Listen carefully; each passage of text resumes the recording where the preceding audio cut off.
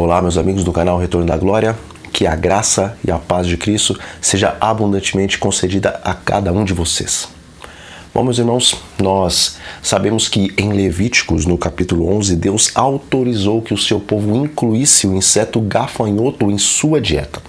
E hoje é muito comum que os cristãos considerem que João Batista, aquele que preparou o caminho do Senhor, utilizava em sua dieta esses insetos juntamente com o mel silvestre. Mas será que realmente João Batista se alimentava de gafanhotos? Ou será que a sua alimentação era, na verdade, vegetariana? Bom, está escrito. E esse João tinha as suas vestes de pelos de camelo e um cinto de couro em torno dos seus lombos e alimentava-se de gafanhotos e de mel silvestre. Isso está em Mateus 3, versículo 4. E também lemos assim: as vestes de João eram feitas de pelos de camelo e ele trazia um cinto de couro e se alimentava de gafanhotos e mel silvestre. Isso está em Marcos 1, versículo 6. Veja, no original grego, nessas duas passagens nós encontramos as palavras acris e acrides, que podem ser traduzidas como gafanhoto ou locusta. Bom, amigos, a palavra gafanhoto tem uma projeção bem maior do que nós pensamos. E segundo o dicionário da Bíblia de Davis, somos então informados que, segundo os rabinos, existem e são classificadas 800 variedades de gafanhotos. E o Velho Testamento usa 9 diferentes palavras hebraicas para identificar os gafanhotos, porém, a mais usada delas é a palavra acris. Veja, tanto na Bíblia como na literatura contemporânea sobre esse assunto, a palavra acris sempre se refere a um inseto, o gafanhoto. E esse fato tem levado muitos comentaristas modernos a concluírem que nesses relatos bíblicos sobre João Batista existe então uma referência ao inseto. E também é uma realidade inegável que o gafanhoto fez e faz parte da dieta alimentar dos povos do Oriente Médio desde os tempos antigos. E de acordo com as leis sobre os animais limpos e imundos em Levíticos capítulo 11, vemos que há certas espécies de gafanhotos que são limpos e por causa disso eles são então permitidos na dieta de um judeu.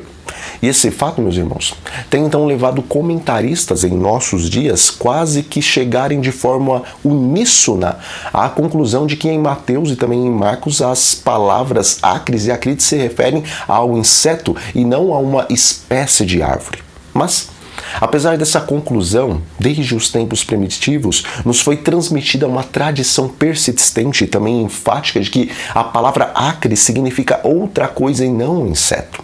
E dentre essas coisas, as que mais têm sido sugeridas são pequenos pássaros, caranguejos, lagosta, pera silvestre, bolos e vagens de alfarrobeira. E é claro que algumas dessas compreensões são meras suposições, mas o estudo que defende que acre se refere à alfarrobeira, esse sustenta-se por evidências linguísticas.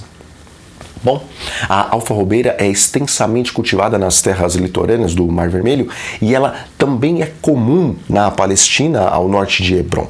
E as bolotas com as quais o filho pródigo alimentava os porcos eram, na verdade, alfarrobas, conforme nós vemos em Lucas capítulo 15, versículo 16. E amigos, mesmo se não tivéssemos esclarecimento do espírito de profecia, há evidências que favorecem a ideia de que os gafanhotos usados por João eram, na verdade, vegetais. E uma dessas evidências é que o inseto gafanhoto é muito pobre como alimento, e isso deixaria a saúde de um ser humano comprometida. E também, entre os primeiros a contestarem a ideia de que a dieta de João Batista incluía gafanhotos, o inseto, estiveram os ebionitas, que era um grupo de judeus cristãos da Síria e que, como os essênios, eles eram bem devotos e advogavam uma dieta vegetariana. Contudo, alguns estudiosos acreditam que os ebionitas substituíram em seus manuscritos a palavra acrides, gafanhotos, pela palavra ecrides, bolos. E, segundo esses estudiosos, essa substituição, na verdade, teria sido feita em harmonia com os princípios dietéticos dos ebionitas. Mas também os pais da igreja de origem grega, que tinham melhor conhecimento do uso do grego bíblico, não concordavam que acres em Mateus e Marcos indicasse um inseto, mas muitos consideravam os acrídeos dos evangelhos equivalentes a acródua, ou seja, frutos ou pontas dos ramos de árvores ou ervas. E também em um sermão do ano 400, há a afirmação de que João comia os frutos da alfarrobeira, Acrides batanon, e essa expressão, Acrides batanon, é traduzida para o latim como herbarum sumitatis, que significa as pontas ou brotos das plantas. E o fato é que os escritores gregos e seus tradutores latinos entenderam que o termo gafanhoto, usado como alimento por João Batista, se referia a um regime vegetariano. E além de tudo isso, é claro, existe também a palavra autorizada do Espírito de Profecia que diz o seguinte: a simplicidade de sua vestimenta, uma peça de vestuário tecida de pelos de camelo, era uma reprovação direta à extravagância e pompa dos sacerdotes judaicos e do povo em geral. Seu regime puramente vegetariano, composto de gafanhotos e mel silvestre, era uma censura à condescendência com apetite e glutonaria que prevalecia por toda a parte. Conselhos sobre Saúde, página 72. Veja, ao dizer que a dieta de João era puramente vegetariana, automaticamente Ellen White confirma que os gafanhotos descritos como alimento de João Batista não eram insetos, mas sim alfarrobas. E no dicionário da Bíblia de John Davis, na página 25, ao comentar a palavra alfarrobas, é escrito o seguinte: espécie de alimento destinado aos porcos que o filho pródigo desejava comer quando se achava em terra estranha, abandonado pelos amigos de outros tempos. A bainha das alfarrobas também é chamada de bainha de gafanhoto e de pão de João. É árvore formosa e sempre verde, de 9 a 10 metros de altura, sem espinhos e com as folhas semelhantes às do freixo.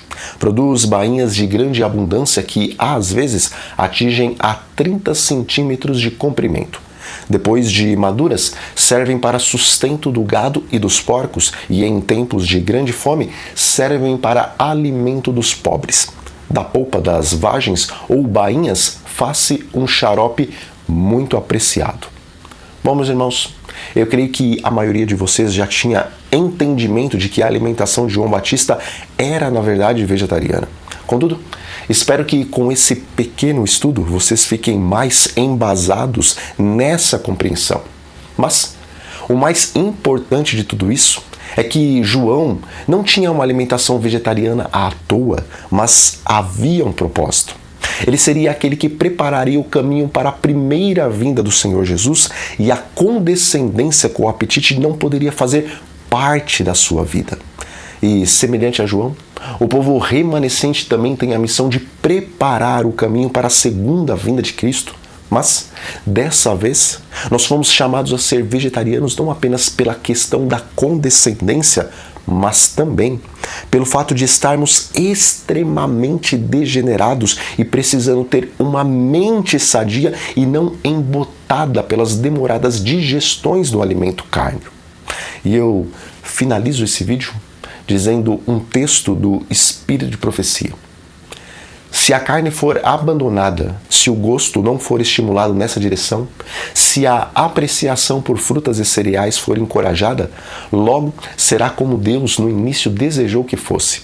Nenhuma carne será usada por seu povo. Conselho sobre regime alimentar, página 82. Bom, meus amigos, nós vamos ficando por aqui. E se esse pequeno estudo te ajudou a tirar algumas dúvidas ou se fortaleceu as suas convicções, então não esqueça de deixar o seu like e também de fazer o seu comentário, ok? Então, um grande abraço a todos vocês e até a próxima.